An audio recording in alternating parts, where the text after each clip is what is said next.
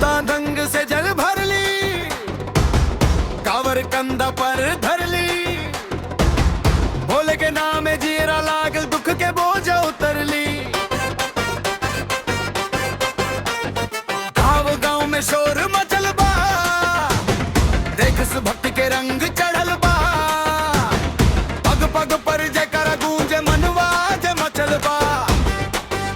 चल सजन देव रूपारी, बम बम बोले नर नारी, माथा पर बस चंद लागे, आंख में बाबा की सवारी।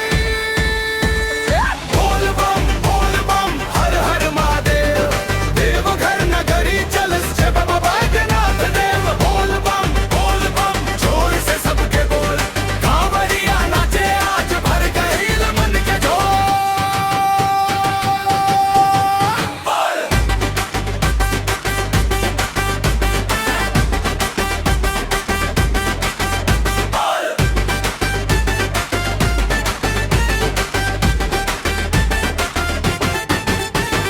भगवगम छलाल निशानी, चाल चले सब एक कहानी, ढोलक संग नगाड़ा बोले भक्त बनल बाग के पानी।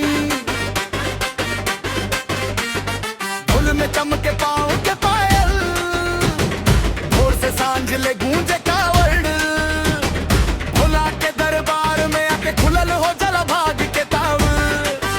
चल सजन व संगे संगे सारे दुखवा जाएंगे, बाबा दया के हाथ रख ले नया बिहान जगाएंगे। बोल बम हर हर महादेव, देवघर नगरी चल जय बाबा बैद्यनाथ देव। बोल बम जोर से सबके बोल, कांवरिया नाचे आज भर गई मन के झोल।